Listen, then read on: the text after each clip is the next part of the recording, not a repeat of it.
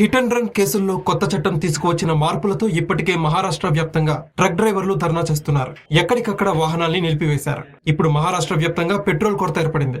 విషయం తెలుసుకున్న వాహనదారులు పెట్రోల్ బంకులకి క్యూ కట్టారు. ప్రతి పెట్రోల్ బంకు దగ్గర వందలాది వాహనాలు ఫుల్ ట్యాంక్ చేయించుకుంటున్నాయి. దీంతో చాలా బంకుల్లో పెట్రోల్, డీజిల్ అయిపోయింది. నో స్టాక్ బోర్డులు దర్శనమిస్తున్నాయి. దేశవ్యాప్తంగా ట్రక్ డ్రైవర్స్ పెద్ద ఎత్తున ఆందోళన చేస్తున్నారు. కారణం, హిట్ అండ్ రన్ కేసుల్లో దోషిగా తేలిన డ్రైవర్ కి 7 లక్షల రూపాయల జరిమానాతో పాటు 10 ఏళ్ల పాటు జైలు శిక్ష విధించాలి అని కేంద్ర ప్రభుత్వం కొత్త చట్టం తీసుకువచ్చింది.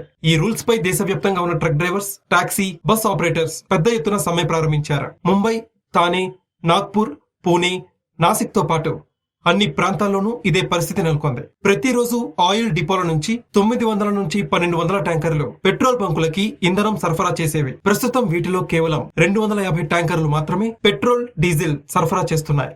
దీంతో బంకుల్లో పెట్రోల్ కొరత ఏర్పడింది. ఇక రేపటి నుంచి దేశవ్యాప్తంగా ఆయిల్ ట్యాంకర్ల యజమానులు సమ్మెకి దిగితే పెట్రోల్, డీజిల్ కొరత మరింతగా ఏర్పడే అవకాశం ఉంటుంది. పెట్రోల్, డీజిల్ కోసం వాహనదారులు పోటెత్తడంతో పలు చోట్ల ఉద్రిక్త వాతావరణం నెలకొంది. బంక్ యజమానులు, పోలీసులు జోక్యం చేసుకుని కంట్రోల్ చేయాల్సిన పరిస్థితి ఏర్పడుతుంది. ఇంధన కొరత ఏర్పడుతుంది అనే భయంతో వాహనదారులు తమ వద్ద ఉన్న పాత వాహనాలు సైతం బయటికి తీసి ఫుల్ ట్యాంక్ చేయించుకుంటున్నారు. మహారాష్ట్ర, హిమాచల్ ప్రదేశ్, మధ్యప్రదేశ్, పంజాబ్, జమ్మూ కాశ్మీర్, లడక్ తదితర రాష్ట్రాల్లో పెట్రోల్ బంకుల వద్ద వందలాది మంది కిలోమీటర్ల మేర క్యూ లైన్ లో కనిపిస్తున్నారు.